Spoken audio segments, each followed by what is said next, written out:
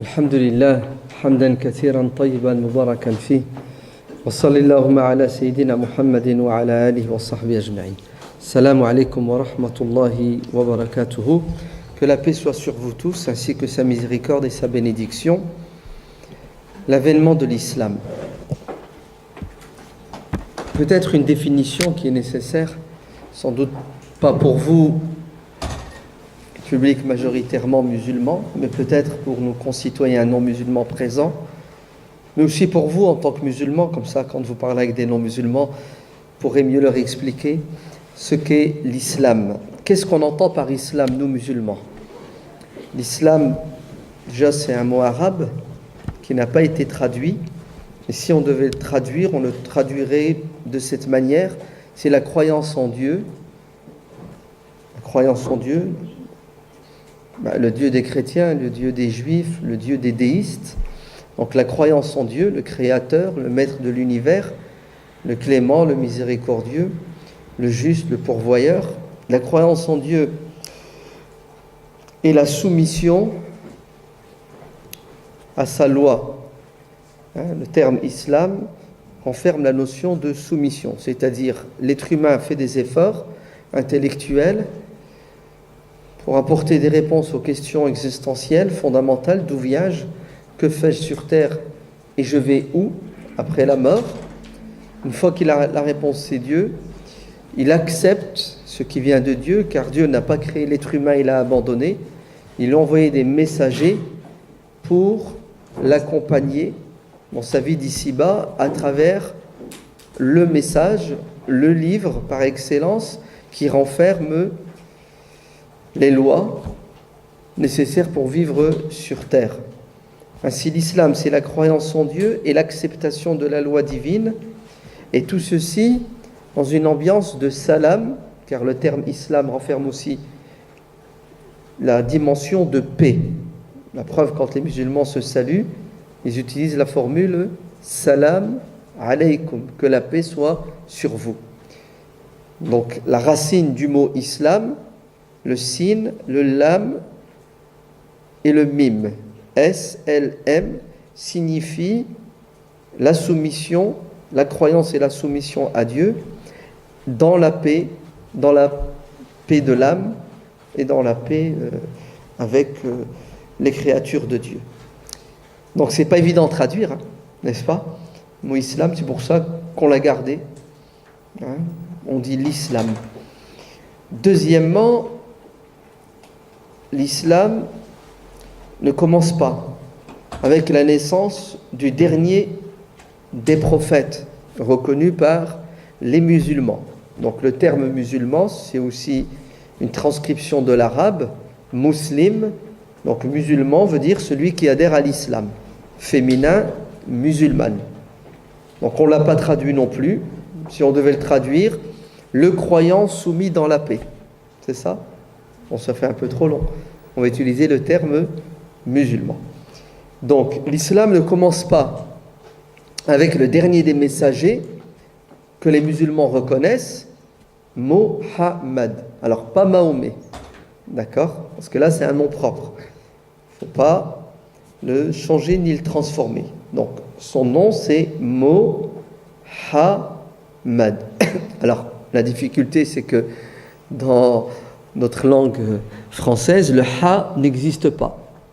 C'est une lettre absente.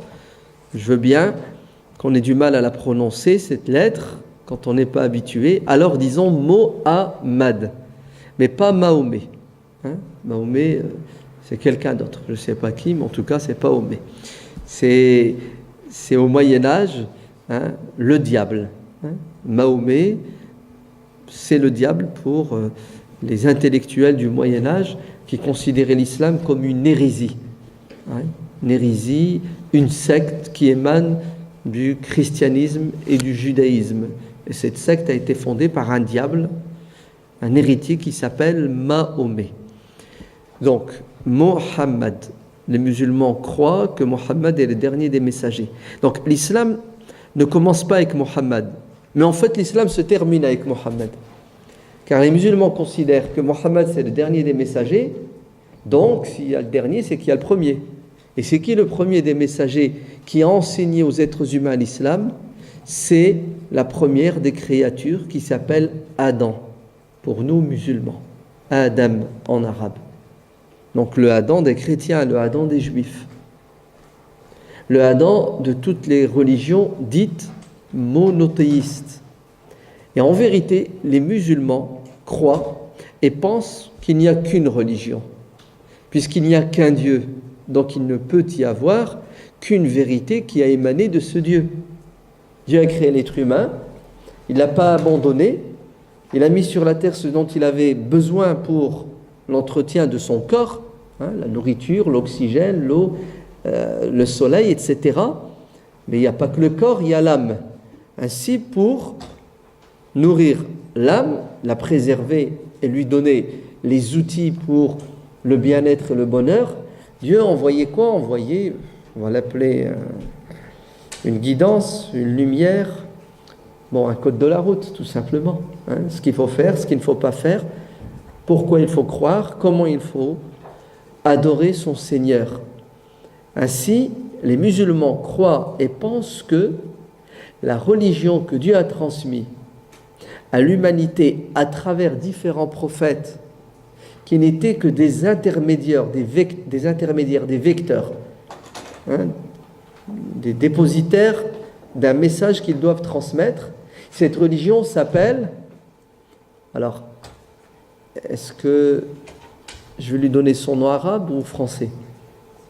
Je vais parler en français. Elle s'appelle croire en Dieu, se soumettre à Dieu dans la paix. D'accord? Croire en Dieu, accepter la loi de Dieu et vivre dans la paix de l'âme et la paix avec les autres. Traduisez en arabe, ça donne quoi? Vous vous souvenez de la définition? Ça donne islam. C'est pour ça, dans le Coran, il est dit « Inna dina indallahi al-islam ». Dans la sourate 3, les Imran, la religion aux yeux de Dieu, c'est-à-dire la vraie, la seule et unique religion. Donc le terme religion, c'est ce qu'il veut dire, ce qui doit relier l'humain au divin. Le Coran utilise le terme de habl, le terme de al-urwa al-wusqa, lance, la corde, la perche tendue par Dieu aux humains pour les sauver. Les sauver de quoi? D'une noyade sûre et certaine de l'âme. Ainsi, le Coran considère que les musulmans pensent et croient que cette perche s'appelle l'islam. Et l'islam, en vérité, donc, c'est la lumière divine pour éclairer l'être humain sur terre, pour qu'il puisse vivre le bonheur sur terre et dans l'au-delà. Voilà ce que c'est que la définition de l'islam et comment les musulmans l'entendent. Ainsi, le premier des musulmans, c'était Adam. Et ses proches, sa famille et sa descendance. Et avec le temps, on a tendance à quoi? À oublier, n'est-ce pas? Voire même à trahir le message. Ça s'appelle téléphone arabe. Vous connaissez? D'accord? Avant, il n'y avait pas de caméra pour enregistrer, de dictaphone, il n'y avait pas l'écriture. Donc, la transmission, elle était orale. Et en plus de cela, il y avait quoi? Il y avait une évolution sûre et certaine de l'espèce humaine. Ainsi, tous les prophètes sont des réformateurs. Les prophètes ne sont pas des innovateurs. وَمَا كُنْتُ بِدْعًا مِنَ الرُّسُلِ, dit le Coran, à travers la bouche du prophète Mohammed, que la paix soit sur lui. Je ne suis pas un innovateur. C'est-à-dire, ce que je vous dis, c'est ce qui a été dit avant, par ceux qui m'ont précédé, c'est-à-dire mes frères, pardon, pas mes frères, mes demi-frères. Car le prophète dira, nous, les prophètes, nous avons le même père, mais des mères différentes. Donc des demi-frères. Nous, les prophètes, nous avons le même père, mais des mères différentes. Explication, nous avons le même père signifie, tous les prophètes ont enseigné la même croyance. la même morale. Cependant, les lois ne sont pas les mêmes parce que l'être humain évolue. Ainsi, nous avons le même référent spirituel et moral. Donc, Dieu a toujours dit aux prophètes ce en quoi il fallait croire et ça n'a pas changé. Et comment l'être humain devait se comporter, ça n'a pas changé. Cependant, comment il devait pratiquer le religieux, le social et l'économique, et il y a eu des évolutions, bien que les fondements ont toujours été les mêmes. La preuve, prenez aujourd'hui les religions dites monothéistes, donc islam, judaïsme et christianisme, vous retrouvez des fondements identiques. La prière, la notion de prière, elle existe dans les trois religions. Maintenant, la manière de prier diffère. Le jeûne, il existe dans les trois religions. La manière de jeûner diffère. Le pèlerinage existe dans les trois religions. L'aumône existe dans les trois religions. Les croyances se recoupent. Ainsi, les fondements de la croyance, de la morale et de la pratique rituelle sont les mêmes, bien que les lois aient évolué et se soient adaptées. Donc, les musulmans pensent et croient que le premier des prophètes, c'est Adam, qui a transmis à sa descendance la parole divine, et avec le temps, elle a été altérée, elle n'était plus adaptée et adéquate à cause de l'évolution et des besoins nouveaux. Donc, il faut quoi? Il faut un réformateur, quelqu'un qui va apporter quelque chose, non pas de nouveau dans tous les domaines, mais de nécessaire et de nouveau dans certains domaines. Et après Adam, vous avez avoir des prophètes comme le prophète Enoch, dans la Bible. Dans le Coran, il s'appelle Idris. Le prophète Noé, Nuh dans le Coran.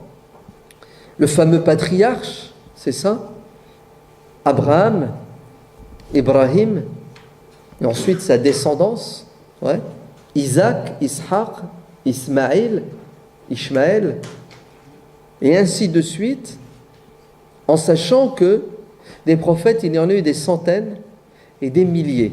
Et les musulmans font la distinction entre un messager et un prophète. Un prophète, c'est quelqu'un qui était inspiré par Dieu, mais qui transmettait la religion du messager, le message du messager. Quant au messager, il recevait une révélation qui contenait à la fois du spirituel et du temporel. Donc des lois pour gérer la société, la famille, et puis des indications au niveau religieux, au niveau spirituel. Et le Coran dit qu'il y a eu 314 messagers, le prophète dit qu'il y a eu 314 messagers et 124 000 prophètes éparpillés sur la terre, et il n'y a eu de peuplade si ce n'est qu'elle n'ait reçu un prophète. C'est une croyance chez nous musulmans. وَمَا مِنْ قَرْيَةٍ إِلَّا خَلَا فِيهَا نَذِيرٌ. Il n'y a eu de peuple si ce n'est qu'il n'ait reçu son messager. Et on n'a pas l'histoire de tous les messagers.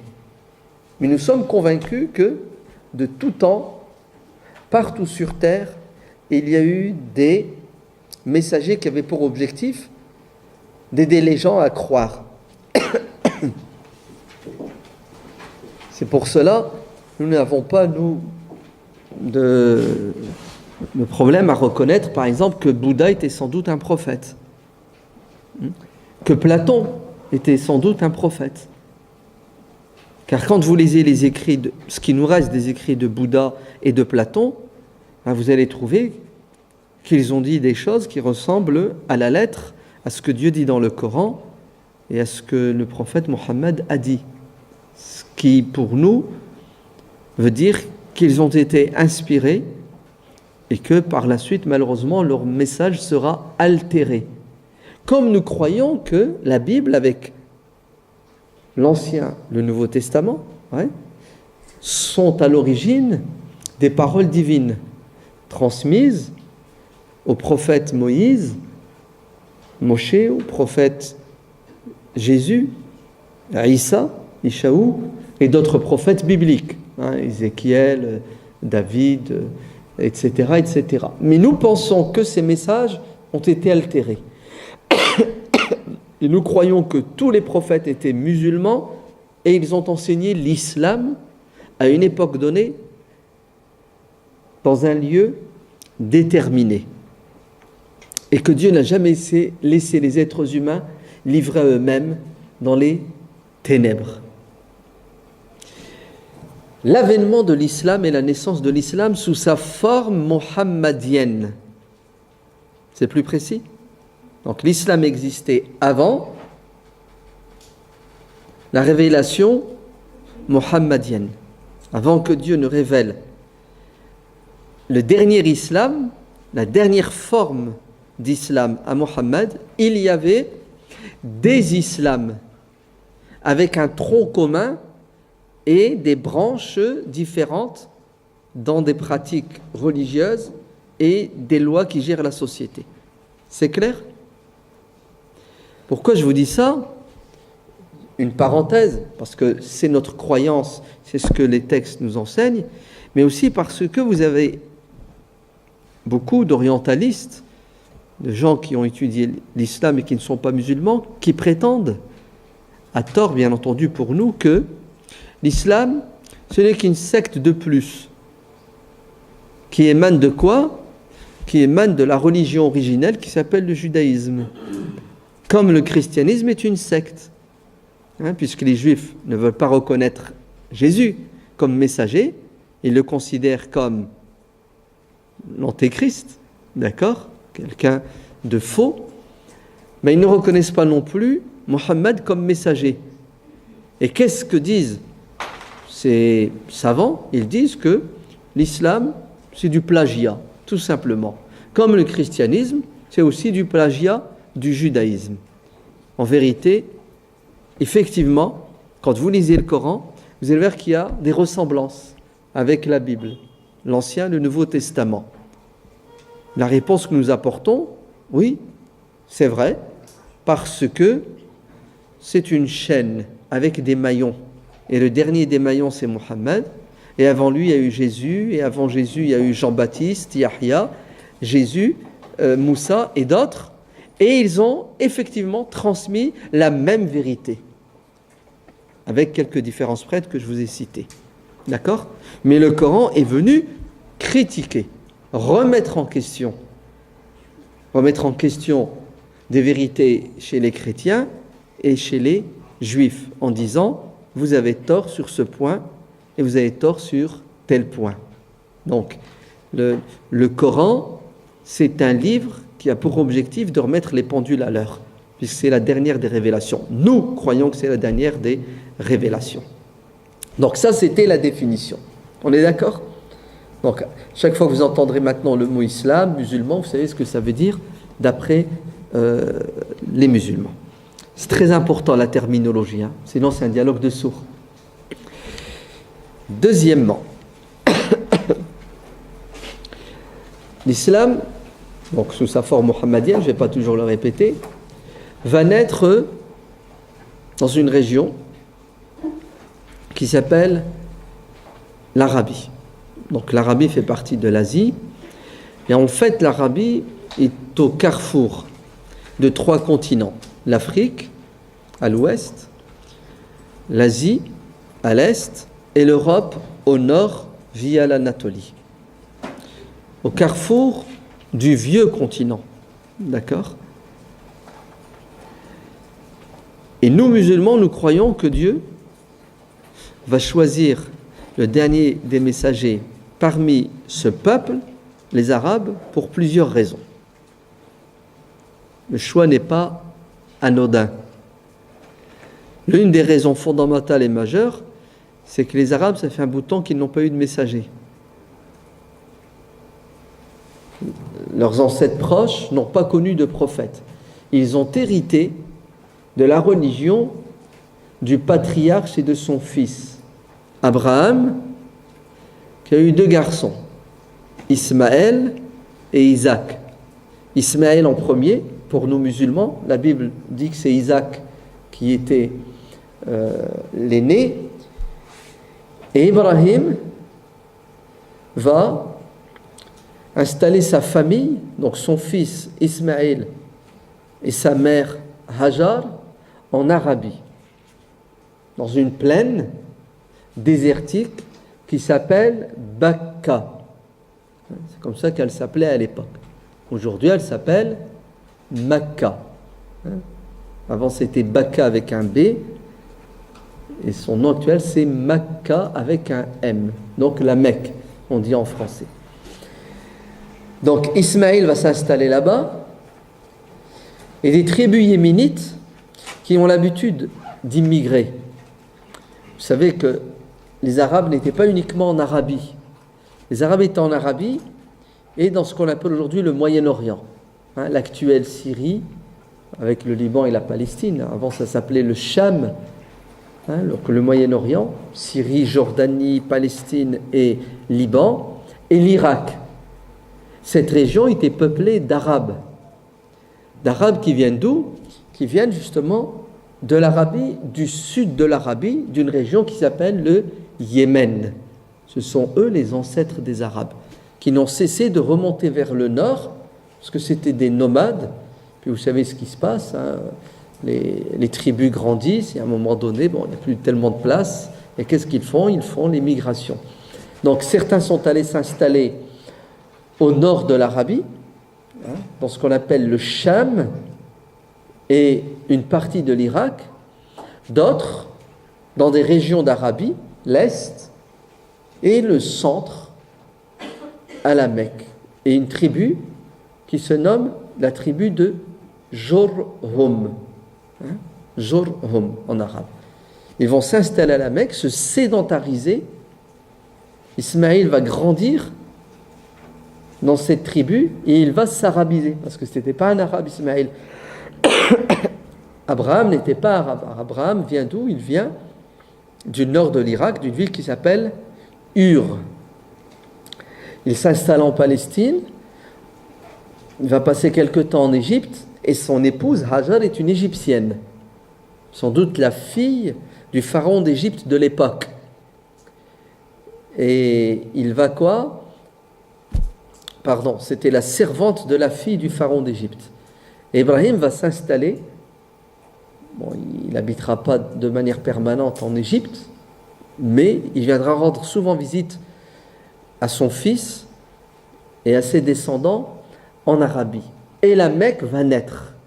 Donc la Mecque naît grâce à la présence d'Ismaïl, de Hajar, de la tribu des Jurhum, avec une religion qui est le monothéisme.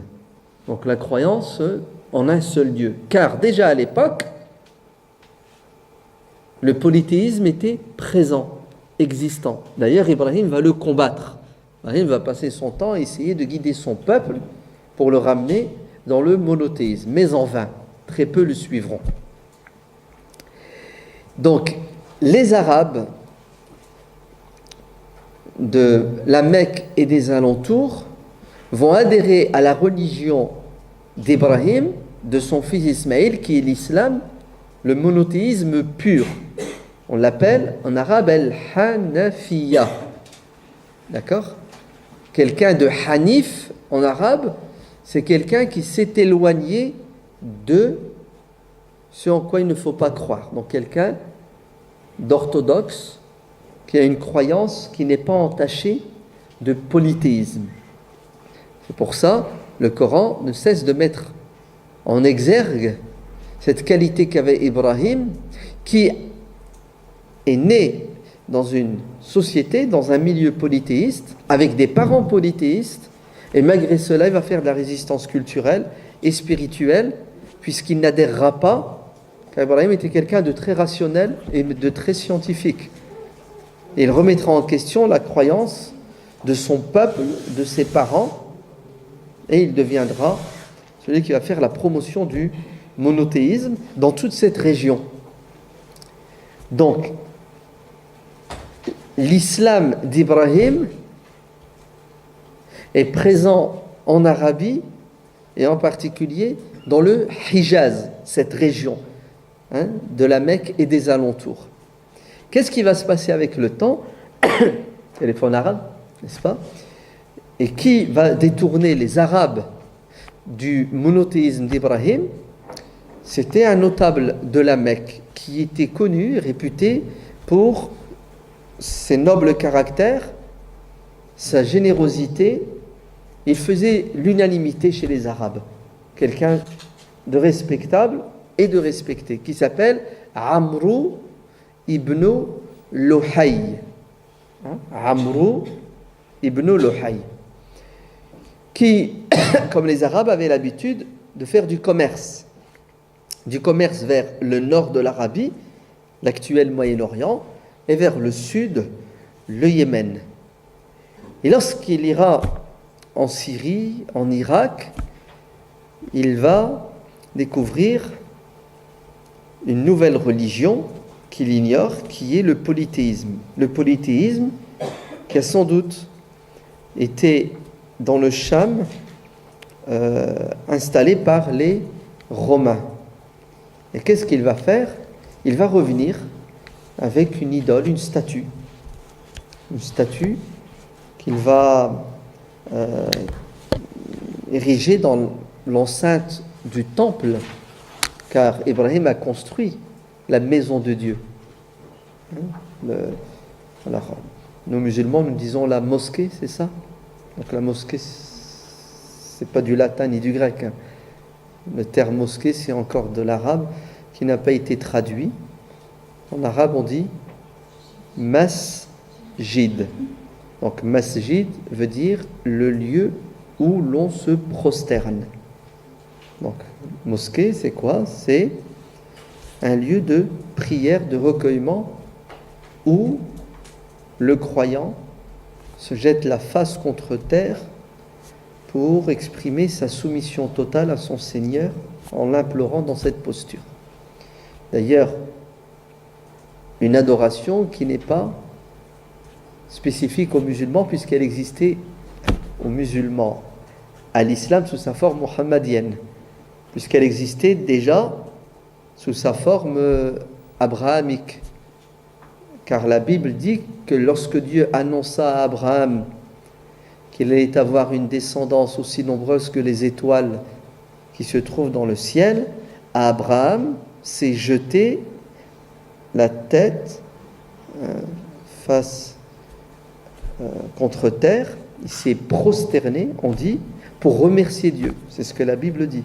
Et Jésus lui-même, quand il a été encerclé et qu'on est venu l'arracher à ses disciples pour lui faire subir le supplice que vous connaissez, il s'est jeté la face contre terre, disent les évangiles, en disant « Eli, Eli, lima sabachthani » Dieu, Dieu, pourquoi tu m'abandonnes?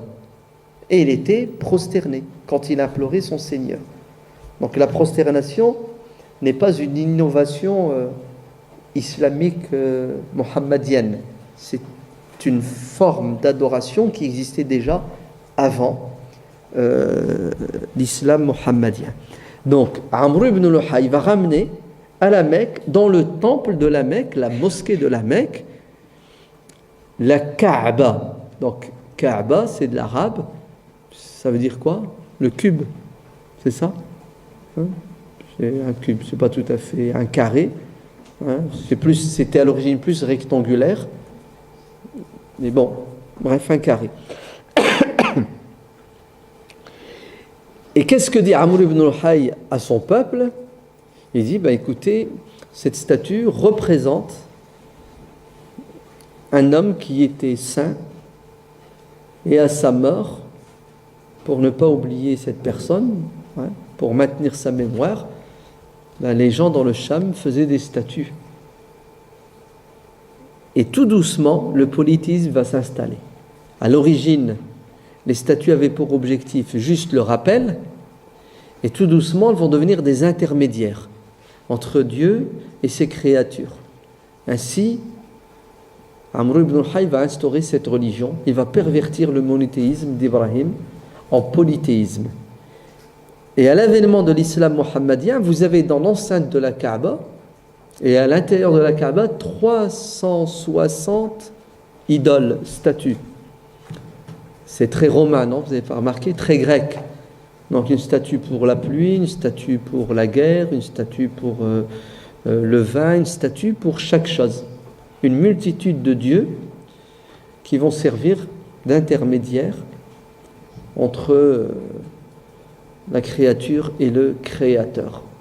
Donc, les Arabes vont s'éloigner de l'islam en sachant qu'à cette époque-là, vous aviez des Arabes qui étaient chrétiens.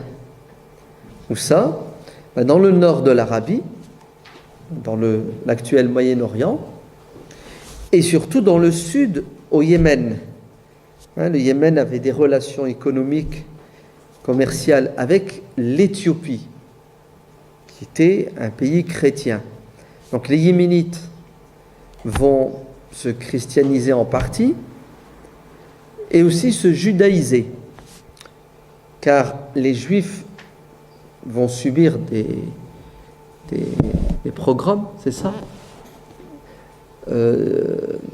en Irak, mais surtout en Palestine. Nabucodonosor, vous vous en souvenez, destruction de l'entité juive en Palestine, puis après celle des Romains. Et les Juifs vont immigrer un peu partout, en Afrique, en Europe et en Asie. Ils vont aller s'installer dans le sud de l'Arabie.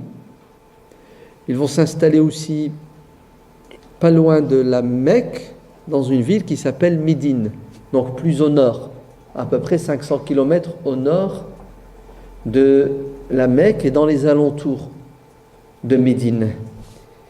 Et d'ailleurs, le Coran nous parle d'un événement qui a eu lieu au Yémen, où les chrétiens vont subir les foudres de la communauté juive qui était toute puissante à un moment donné. La sourate al-Buruj. D'accord? Was-sama'i dhatil buruj. À un moment donné, Dieu dit Qutila ashabu al-ukhdud an-nari dhatil wuqud. Un roi juif du Yémen, Zun-Nuwas, va vouloir imposer le judaïsme à la population chrétienne qui va refuser et qui va subir le martyre. Et d'ailleurs, c'est à cause de cela que le Yémen va être à un moment donné envahi par les Éthiopiens en guise de vengeance pour ce que les chrétiens du Yémen ont subi. Et ça, c'est arrivé juste avant la naissance du prophète Mohammed, sallallahu alayhi wa sallam, que la paix soit sur lui. Puisque, en l'année 570 de l'ère chrétienne, c'est-à-dire l'année de l'éléphant, comme ça qu'on l'appelle, chez nous, historiens musulmans, l'année de l'éléphant. Pourquoi est-ce qu'on l'appelle l'année de l'éléphant? Parce que les Éthiopiens, qui désormais se sont installés dans le Yémen, ont à leur tête un roi qui s'appelle Abraha. Abraha, il décide d'envahir la Mecque, qu'il considère comme une cité concurrente. Et effectivement, avec son armée, il remonte vers le nord, et aux alentours de la Mecque, son armée va être décimée. Et il y a une sourate dans le Coran qui s'appelle la sourate de l'éléphant, car Abraha avait dans son armée des éléphants. C'est l'année de la naissance du dernier des messagers, Mohammed. Donc, à la Mecque, qu'est-ce que nous avons? Nous avons des polythéistes, donc des gens qui croient en Dieu, qui lui associent une multitude de divinités. Nous avons au sud des chrétiens, quelques juifs. Les juifs sont beaucoup plus présents au nord de la Mecque, à Médine et aux alentours de Médine. Nous avons des chrétiens, bien entendu, dans le Cham, le Moyen-Orient, et en Irak, nous avons des mages, des adorateurs du feu. Ne parlons pas de la Chine qui est trop lointaine, de la Mongolie, mais sachez que à cette époque-là, les seuls croyants qui étaient proches de l'islam, c'était les chrétiens avec toutes les tendances. Vous savez que le christianisme va se diviser.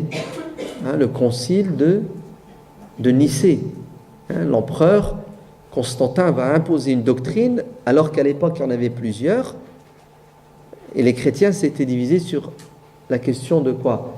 la divinité du Christ. Est-ce que Jésus, c'est le Fils de Dieu? Est-ce que c'est un être humain? Est-ce qu'il a en lui une partie de Marie, la mère de Dieu, etc. Il y aura des courants. Les Juifs, eux, sont restés dans le monothéisme, mais ils sont devenus des gens qui avaient une pratique très rigoriste de la religion, que d'ailleurs Jésus combattra à son époque, mais ils étaient devenus à un moment donné des techniciens de la religion, en délaissant la dimension spirituelle. Et puis les polythéistes, en Iran il y avait aussi à un moment donné le mazdékisme, Mazdak. Ouais, lui c'était un communiste par contre, au sens où il ne doit pas y avoir de riches ni de pauvres, on est tous égaux et on doit tous partager. Parce qu'il a constaté que les conflits entre les êtres humains étaient dus à l'argent et au sexe.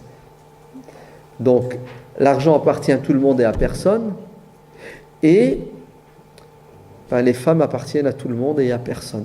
Et n'importe quel citoyen pouvait avoir des relations avec l'impératrice, avec la reine. Vous entendez? Donc, c'était vraiment une idéologie à l'époque qui était assez bizarre. Mais en tout cas, elle a régné pendant un moment, s'appelle Mazdak. Voilà la situation. D'accord? Chez les Arabes, au niveau économique, l'Arabie était une cité qui ne connaissait pas l'agriculture. C'est normal. C'est 50 degrés tous les jours, 49 la nuit. D'accord? Il n'y a pas d'eau, très peu d'eau. Et puis c'est rocailleux. C'est que des montagnes, des cailloux et du sable. Donc climat sec, aride, très difficile. Il faut remonter un peu vers le nord pour avoir un climat un peu tempéré ou un peu d'agriculture à Médine ou au Yémen. C'est pour cela que les Arabes vivaient du commerce. Les Mécois vivaient du commerce. Et le Coran, dans une sourate, la sourate Quraysh. Alors, que veut dire le terme Quraysh? C'est le nom d'un ancêtre des Arabes. Quraysh, ça vient de Qirsh. Et le Qirsh, en arabe, c'est quoi? Le requin. Donc, Quraysh, le petit requin. C'est son nom, il s'appelait comme ça, cet ancêtre, cet aïeul. Un des grands de cette tribu. Donc, la tribu des Quraysh qui dirigeait la Mecque. Les Arabes étaient divisés en tribus. Donc, les Qurayshites dirigeaient la Mecque. Donc, ils avaient le monopole du commerce à la Mecque. Et à la Mecque, il y avait aux alentours des foires. Des foires, de manière annuelle, donc qui attiraient beaucoup de gens. Il y avait des échanges, non pas uniquement commerciaux, mais aussi intellectuels et religieux. La Mecque était riche parce que c'était des commerçants. Le Coran nous parle dans la sourate Quraysh de ces bienfaits dont Dieu a comblé les Mécois, puisqu'ils avaient la possibilité de voyager en permanence vers le nord et vers le sud, donc vers le Yémen et vers la Syrie. Donc des échanges et des contacts avec les autres peuples. Donc il y avait une certaine richesse intellectuelle, culturelle à la Mecque. Mais ça reste que les Arabes de manière générale et les Mécois en particulier, leur savoir, leur culture était orale. Ils utilisaient beaucoup la poésie. C'était des poètes. Alors, on connaît beaucoup de choses de la période anté-islamique grâce à ces foires où les poètes se retrouvaient pour scander leurs poèmes. Et c'était de la compétition en permanence. Et d'ailleurs, ça se terminait toujours avec un jury qui choisissait le meilleur des poèmes qui était mis par écrit et qu'on accrochait dans la Kaaba. Et à l'époque du prophète, donc au début de l'avènement de l'islam, vous aviez ce qu'on appelle al-mu'allaqat. les poèmes suspendus, les 7 grands poèmes qui ont été retenus comme étant des chefs-d'œuvre, ouais, qui existent encore aujourd'hui, hein, puisque ça s'est transmis de manière orale. Donc on a grâce à ces poèmes, grâce à cette culture orale, beaucoup d'éléments qui nous permettent de bien comprendre comment les Arabes vivaient. Alors, c'était des polythéistes, c'était des commerçants, le système était tribal. Alors, ça veut dire quoi, le système était tribal? Ça veut dire que les Arabes ne reconnaissaient qu'une seule autorité, celle du chef de la tribu. Donc, ils vivaient en tribu et ils ne recevaient d'ordre de personne. Donc, ils avaient quelque part cette nature rebelle. Ils n'acceptaient pas la soumission. Bien qu'à l'époque, on avait 2 empires qui plus ou moins dominaient dans cette région du monde. L'empire byzantin, donc chrétien, qui avait sa capitale en Asie à Byzance, c'est ça, hein, Constantinople par la suite, Jérusalem, et puis l'empire perse. Sa capitale, c'est Ctésiphon. Donc la Perse, c'est une partie de l'Irak et de l'Iran. Et d'ailleurs, ces 2 empires, plus ou moins, ils s'étaient étendus jusqu'au nord de l'Arabie. Ils arrivaient à dominer quelques tribus arabes. Si vous aviez certaines tribus arabes christianisées au nord qui étaient soumises aux Byzantins, on les appelle les Ghassaniya. En français, les Ghassanides, les tribus chrétiennes. Et puis, d'autres tribus soumises aux Sassanides, aux Perses. Elles n'étaient pas nombreuses. Le reste des tribus n'ont jamais été soumises. C'est pour ça que l'Arabie n'a jamais été colonisée. Vous avez vu, l'empire byzantin et perse s'arrête au nord de l'Arabie. Mais l'Arabie en elle-même n'a jamais subi de colonisation, si ce n'est un peu les Éthiopiens, à un moment donné, un peu les Perses du côté est, mais de manière générale, les Arabes ont toujours vécu une certaine indépendance politique et aussi culturelle. Donc, système tribal, ça implique quoi? Ça implique la division, et puis la soumission totale au chef de tribu, et bien entendu, le refus de s'unir. Mais ça reste que la tribu des Quraysh avait un privilège, puisqu'ils étaient les gardiens du temple à Mecque, la Kaaba. Et les Arabes ont gardé de la religion d'Ibrahim le pèlerinage. Ainsi, ils ont instauré un calendrier sacré, qui permettait aux Arabes de l'Arabie de pouvoir accomplir le pèlerinage dans la paix, sans être agressés. Et ils avaient instauré 4 mois sacrés. Le 10e, le 11e, le 12e et le 1er mois du calendrier arabe. Le 12e mois, c'est le mois du pèlerinage. Le 11e, c'est le mois où il faut poser les armes pour pouvoir voyager et aller à la Mecque. Et le 1er mois de l'année, d'ailleurs nous sommes dans ce 1er mois de l'année, le mois de Muharram, c'est-à-dire le mois sacré par excellence où il faut laisser le temps aux pèlerins pour rentrer dans leur tribu, leur territoire respectif.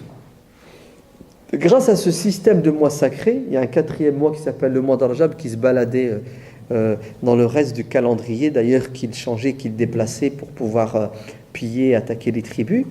Grâce à ce système de mois sacrés, on pouvait parler d'une certaine stabilité économique pendant une période de l'année.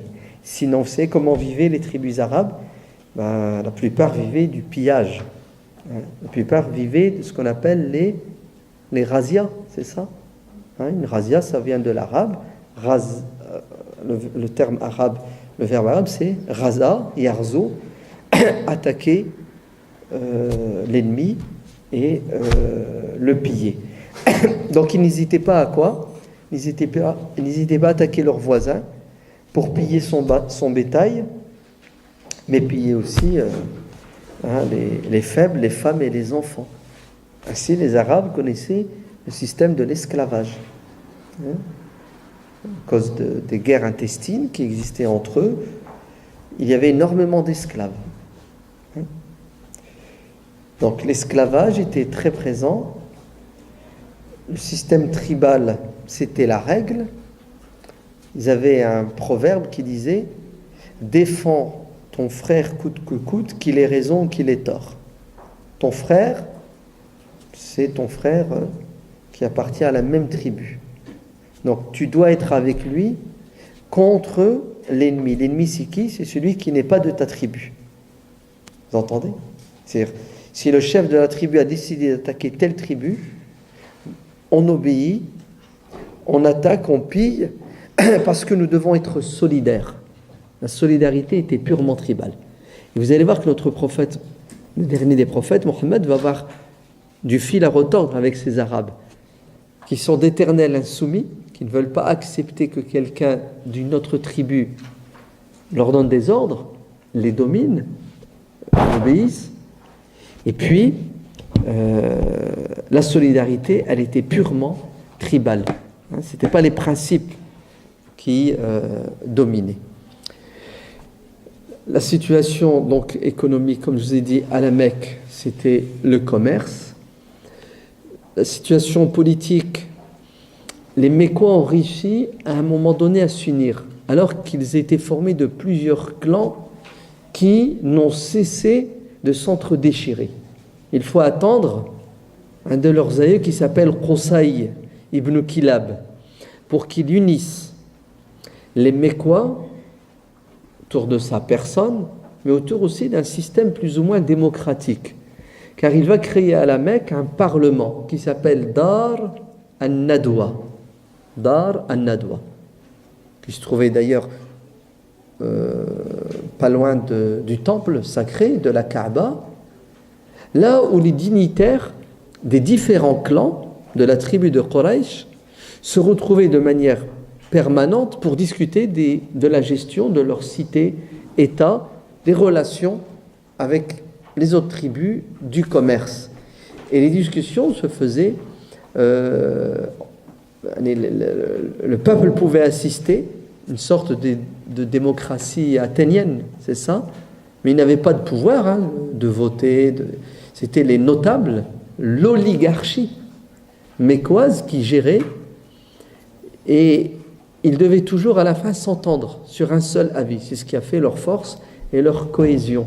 Darun Nadwa, voilà, le parlement quraishite, qui durera, et vous verrez qu'il jouera un rôle fondamental dans le combat contre l'islam dès les premiers temps. Alors, au niveau éthique et moral, comme je vous ai dit, l'esclavage,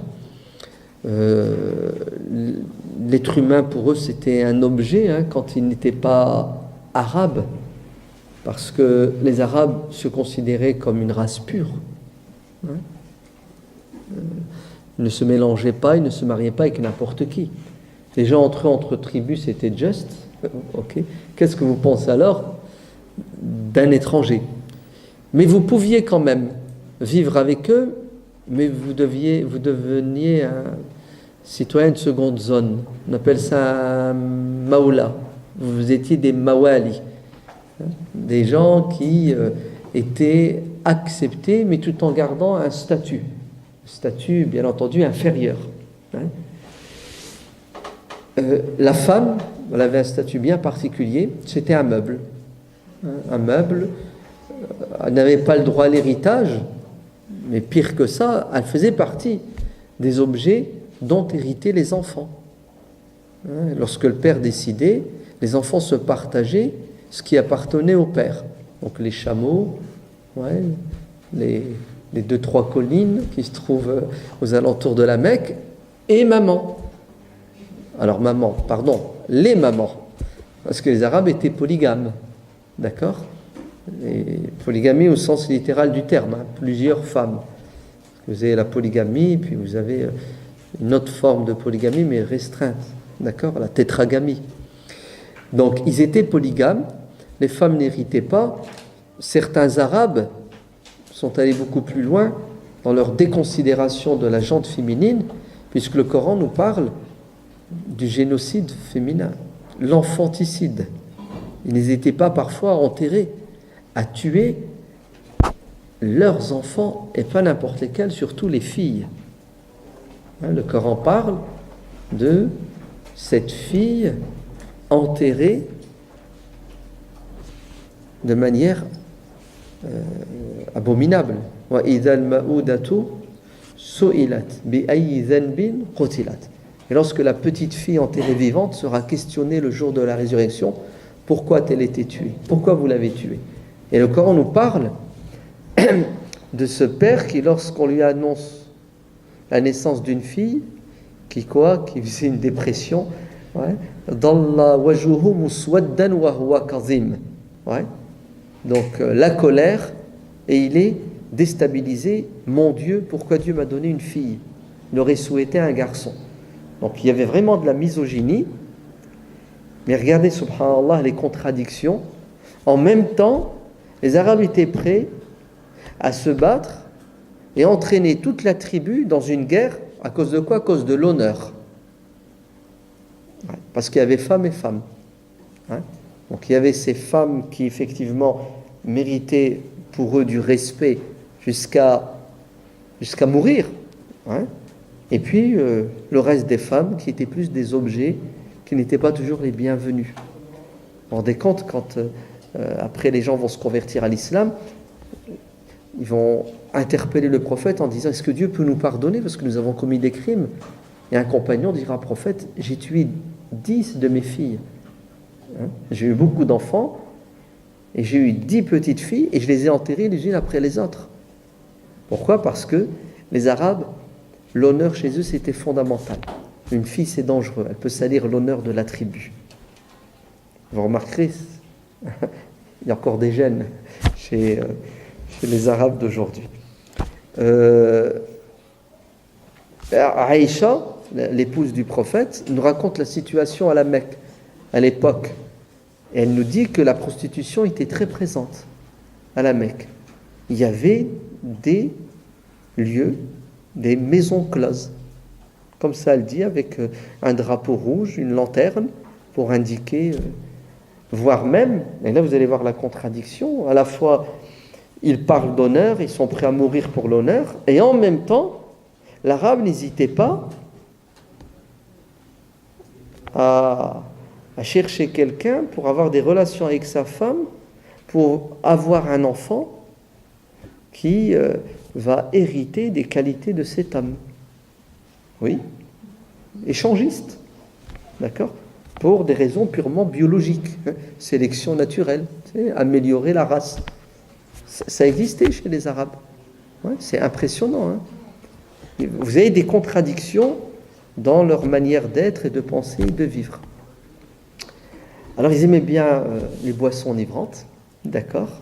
D'ailleurs le vin ils l'appelaient al-karam. C'est ce que veut dire al-karam? La générosité. Parce que le généreux c'est celui qui justement offrait l'hospitalité, en quoi? En versant du vin à flot. Donc il était très présent, ils adoraient le vin. Et pour l'anecdote, pour détendre l'atmosphère, le grand poète arabe, le poète des poètes de la période anti-islamique, qui s'appelle Imru al-Qais, alors qu'il était assis avec ses amis en train de s'abreuver de cette potion magique pour les Arabes, on lui annonce l'assassinat de son père. Et il dira cette fameuse parole qui va rester dans l'histoire: Al-yawmu, aujourd'hui, là en ce moment, shurbun, je suis en train de boire, wa ghadan amrun, on verra demain pour la mort de mon père. Allez, laissez-moi tranquille, je suis occupé avec mes copains, en train de se prendre une cuite, on verra demain. Allez, les contradictions, d'un côté l'honneur et de l'autre côté cette ambiance qui était très présente chez les Arabes, puisqu'ils avaient des lieux où ils se retrouvaient pour passer des nuits. Dans quoi? Dans l'échange, donc la poésie toujours, et en même temps la consommation. Pour ça, l'islam viendra pour essayer de quoi? De combattre tous ces fléaux, la prostitution, l'esclavage, les boissons enivrantes. Ça prendra du temps et du temps. Il y a encore du travail aujourd'hui, je crois. Très bien. Donc, c'est plus ou moins la situation à la Mecque, l'année 570. Naissance du dernier des messagers, Mohammed, le fils de Abdullah.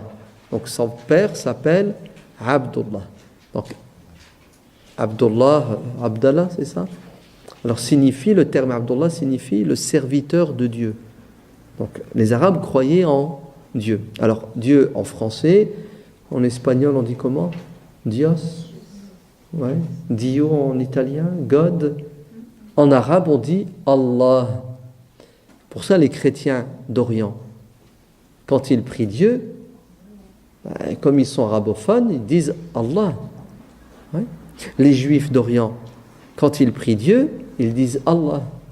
Donc nous sommes français, nous sommes francophones, de culture française, mais on dit Dieu. Alors, il y a certains musulmans qui sont allergiques, qui disent on n'a pas le droit de dire Dieu, on doit dire Allah, sous prétexte que Dieu ne veut pas dire Allah et Allah ne veut pas dire Dieu. Écoute, t'as qu'à te mettre dans la tête que Dieu ça veut dire Allah et Allah ça veut dire Dieu, puis à faire classer. Non, mais Dieu, dans le monde chrétien, ça fait référence à. Donc à Zeus, ça fait référence au Dieu des chrétiens, la Trinité, au Dieu des Juifs, l'anthropomorphisme. Ok, mais toi, en tant que musulman, quand tu dis Dieu, tu sais que c'est Allah qui est unique, qui est parfait, qui ressemble à personne, etc. Parce que ça ne se fait pas quand même de parler avec un public francophone et utiliser des mots qu'il ne comprend pas. Parce que quand vous dites à des gens qui ne connaissent pas l'islam, nous musulmans, nous croyons à Allah, ils pensent que Allah c'est un phénomène cyclique, sans doute propre à une région. Vous entendez, c'est normal parce qu'ils ne connaissent pas. Toi, Allah, tu sais, ça sonne. C'est une question de quoi? Une question de connotation. Ouais. Qu'est-ce que ça veut dire dans la tête de l'autre? Donc Allah yabarak fikoum. C'est pour ça, le grand professeur Mohammed Hamidullah, c'est-à-dire qui habitait pas loin d'ici, dans le 11e, ouais. C'est quelqu'un d'origine indienne, un très très grand érudit. Lorsqu'il fera sa traduction du Coran et qu'il l'éditera avec le texte arabe, c'est le premier qui fera cela. Donc vous aviez le texte arabe et le texte français, la traduction. Mais en français, il va utiliser Dieu. Il ne dira pas Allah. Pourquoi? Parce qu'il s'adresse à un public occidental. Et il a très bien compris que quand tu dis Dieu à un chrétien, ça sonne. À un juif, ça sonne. Même à un athée. Mais quand tu lui dis Allah, automatiquement, ça veut dire que c'est une divinité étrangère et étrange. Donc les mots sont importants. Juste pour la parenthèse, bon, sa traduction, c'est vrai qu'elle est excellente. Elle va être récupérée par un organisme en Arabie. Ils vont la réviser et ensuite ils vont l'éditer. Et malheureusement, ils ne vont pas respecter la traduction du professeur Hamidullah et ils vont remplacer Dieu par Allah. Ouais, donc c'est de la malhonnêteté intellectuelle et c'est de la trahison, puisque normalement, si vous prenez la traduction du professeur, vous n'avez pas le droit de quoi? De la changer et de la toucher.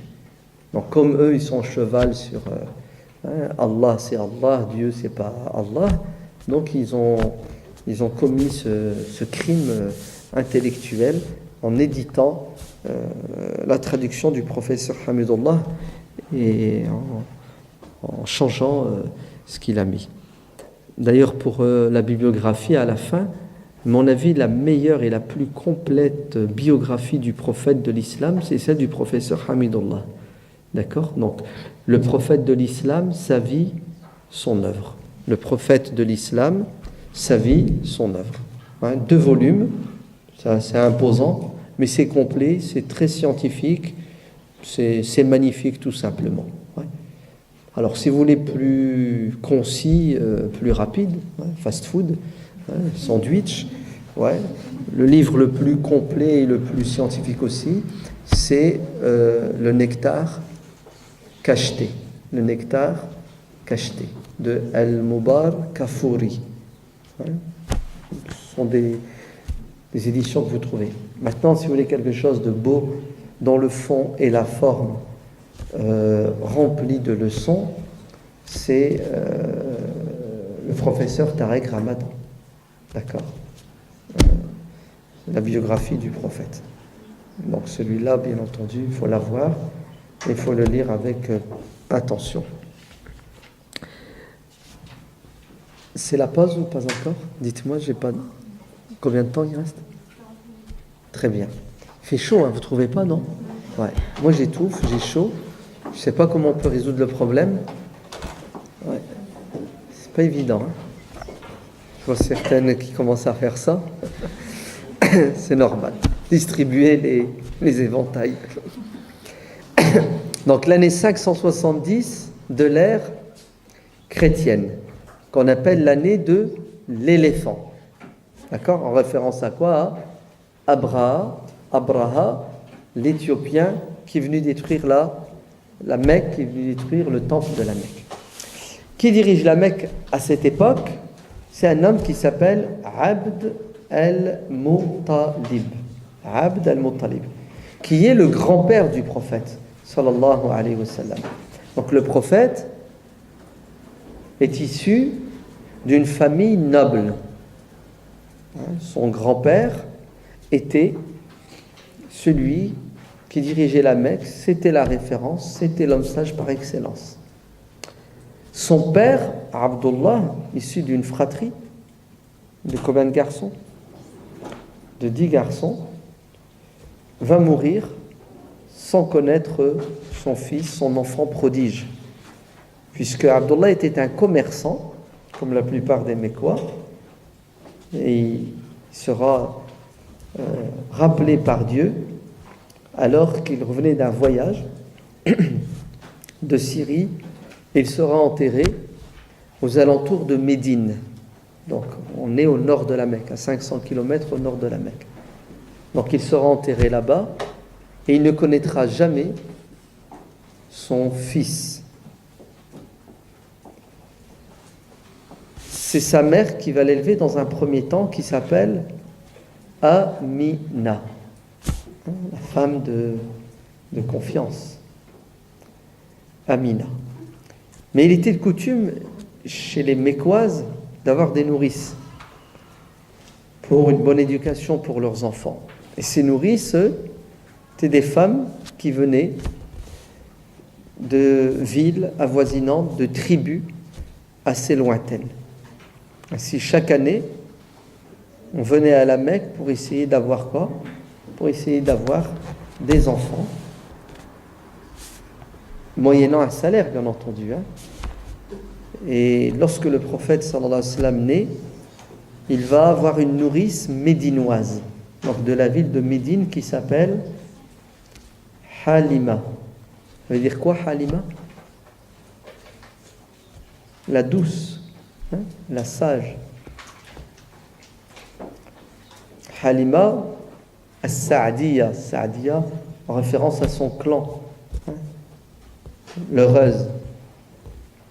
Donc Halima va avoir cet honneur et cette chance, elle ne le sait pas encore, elle va le découvrir par la suite, d'avoir cet enfant entre ses mains, et elle va l'éduquer, et il va rester à Médine pendant quelques années.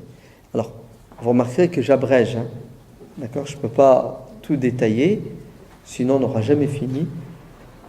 Donc, je saute beaucoup de choses, je vous ai donné les références, vous trouverez les détails. Donc, il va grandir à Médine. Vous vous souvenez, Médine, le climat est plus tempéré, il y a de l'agriculture.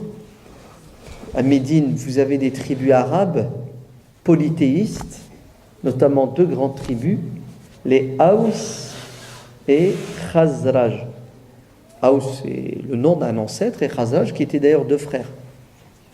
Ce sont deux tribus qui ne cesseront de s'entre-déchirer, de se faire la guerre. Mais vous aviez à Médine aussi pas mal de tribus juives. Quand les Romains vont massacrer les Juifs de Palestine, certains vont quitter la Palestine et venir s'installer à Médine.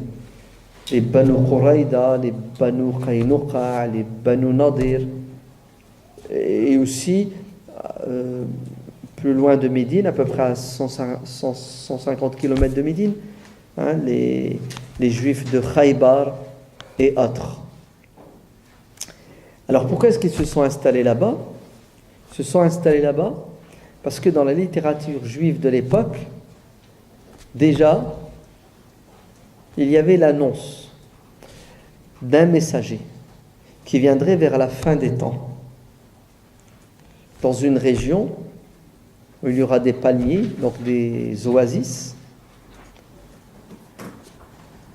Et ces Juifs de Médine installés attendaient cet homme. C'est pour cela, lorsqu'ils connaissaient des moments de conflit avec les Arabes polythéistes, ils n'hésitaient pas à leur annoncer une revanche certaine dans quelques années. Une revanche parce que les Juifs auront un messager qui va les mener au combat contre ces polythéistes et ils gagneront la guerre. Ainsi, les Arabes de Médine étaient plus ou moins baignés dans le messianisme, c'est-à-dire la venue du Messie, la venue du dernier prophète. Et je vous dis ça parce que plus tard vous comprendrez ce qui va se passer. Mais le jeune Mohammed, qui est un enfant, grandit à Médine et à l'âge de 4 ans, sa nourrice veut le rendre à sa mère parce qu'il a subi quelque chose qui a fait peur à sa nourrice. Il a été arrêté par 2 personnes et son frère de lait, puisqu'il avait des frères de lait, et une sœur de lait, est venu annoncer à sa maman que son petit frère Mohammed a été agressé par 2 personnes. Et effectivement, Halima Saadiya va trouver le prophète dans un état d'étonnement.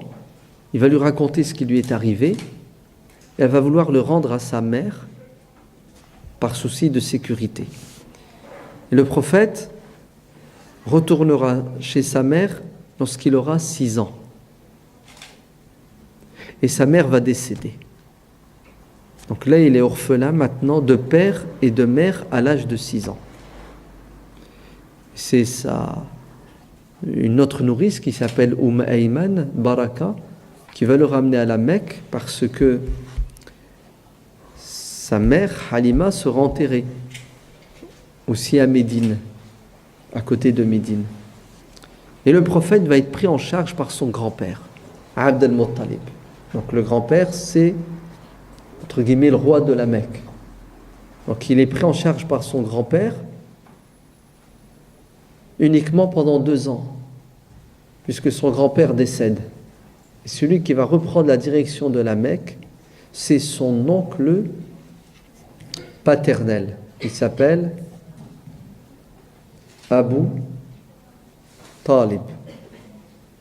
Abu Talib va adopter le prophète, sallallahu alayhi wa sallam, et c'est lui qui sera à ses côtés durant son enfance, son adolescence, et lorsqu'il annoncera le message de l'islam.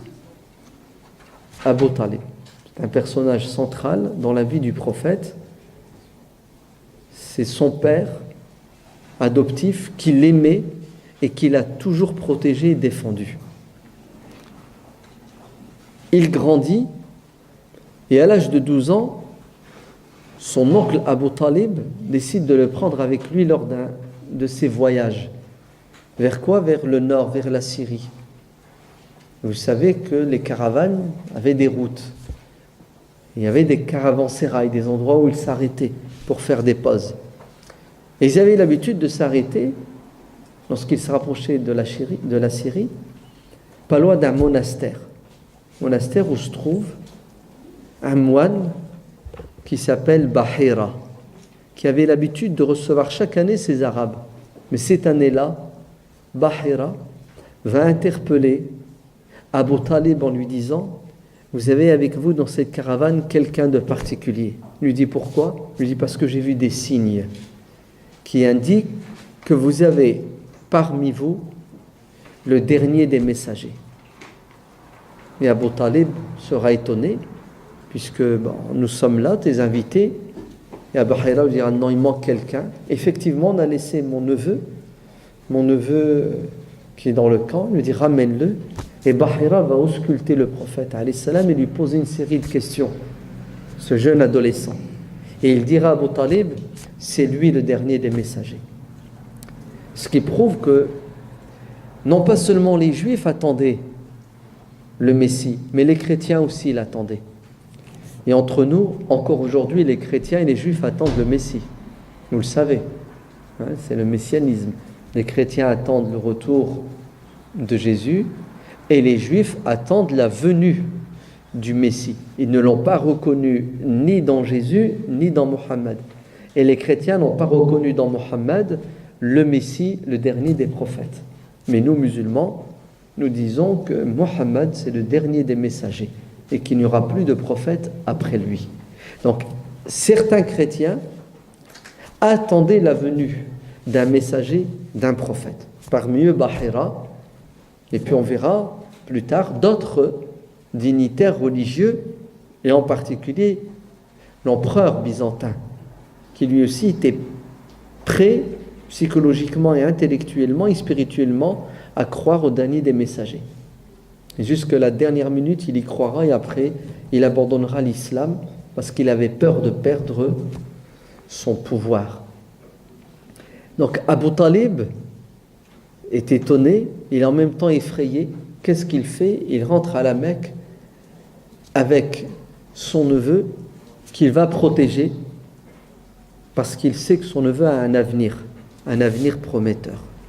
Le jeune Mohammed grandit et plus tard il contera à ses compagnons son enfance, ses souvenirs, et il dira, quand il était jeune, il se faisait de l'argent de poche, n'est-ce pas? Il n'hésitait pas à bosser, par exemple à garder les moutons pour quelques pièces jaunes. Donc tout jeune, il était confronté aux difficultés de la vie parce qu'Abu Talib, son oncle, n'était pas si riche que ça, il avait beaucoup d'enfants, et c'était quelqu'un de très généreux.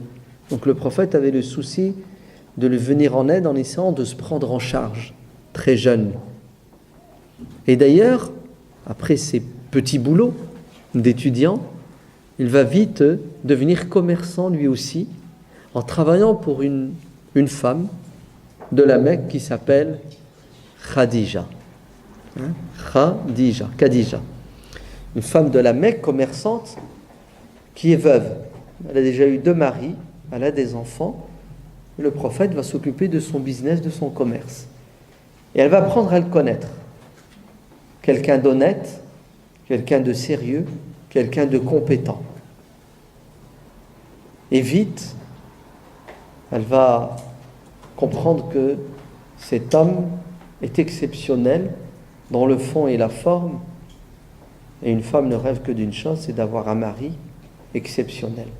Et elle va le demander en mariage. Et Khadija va épouser Mohammed. Et Mohammed va épouser Khadija. La tradition islamique nous rapporte qu'elle avait 40 ans, veuve avec des enfants, et que Mohammed alayhi salam n'avait que 25 ans quand il l'a épousée. Ils se marièrent, furent heureux et eurent 6 enfants. C'est ça. 4 filles et 2 garçons. Il y a une divergence. Certains parlent de 3, plutôt 2. 4 filles, Fatima. Ça va, vous savez d'où vient maintenant le prénom Fatima? Ça vous dit quelque chose, la main de Fatima? Non? C'est très culturel chez les Arabes. La main de Fatima aussi. Et c'est quoi son objectif, la main de Fatima, non? C'est un talisman, c'est pour se protéger. Les Arabes croyaient au mauvais œil. Ils y croient toujours. D'accord? Et nous, notre prophète nous enseignait que le mauvais œil existe. Mais la protection contre le mauvais œil, c'est pas un collier avec une main, mais ce sont des invocations. Mais les Arabes ont tous une main de Fatima, pas tous, astaghfirullah, mais pas mal. Et c'est très symbolique chez eux. Donc Fatima, il y avait qui encore? Kalsoum, il y avait Ruqayya et Zainab. Quant aux garçons, c'était Abdullah et Qasim. Ces deux enfants vont mourir en bas âge. Il en aura un troisième par la suite, quand il épousera une chrétienne qui s'appelle Maria, la copte, l'égyptienne, qui se convertira à l'islam. Il aura un nouvel enfant qui s'appelle Ibrahim, qui lui aussi va décéder en bas âge. Décédé en bas âge. Quant à ses filles, de son vivant, il perdra 3 de ses filles, et la seule qui restera vivante après lui, c'est Fatima. Elle le rejoindra 6 mois après. Donc, il épouse Khadija, il est commerçant, il vit à la Mecque, mais sachez que il y avait à la Mecque certains Arabes qui n'étaient pas polythéistes, qui n'ont jamais adhéré à cette hérésie, qui croyaient toujours au monothéisme d'Abraham. On les appelait Al-Hunafa, pluriel de Hanif, c'est-à-dire ceux qui se sont éloignés et écartés. Écartés de quoi? Écartés de l'égarement manifeste. Et ces gens-là n'adoraient pas les statues, ils condamnaient même l'idolâtrie, et par exemple, ils ne consommaient pas les offrandes. Les Arabes avaient l'habitude de sacrifier des bêtes et de les offrir aux différentes statues, une offrande. Mais ils ne consommaient pas la nourriture offerte aux statues. Ils ne supportaient pas l'infanticide, enterrer les filles vivantes. C'était des gens qui avaient des valeurs morales, éthiques et une croyance pure. Ils n'étaient pas nombreux à la Mecque. Sachez que notre prophète Mohammed sallallahu alayhi wa sallam ressemblait à ces gens-là. Le prophète n'a jamais eu de penchant pour les idoles. Il a toujours pris ses distances avec tout ce qui est immoral, tout ce qui est contre l'éthique.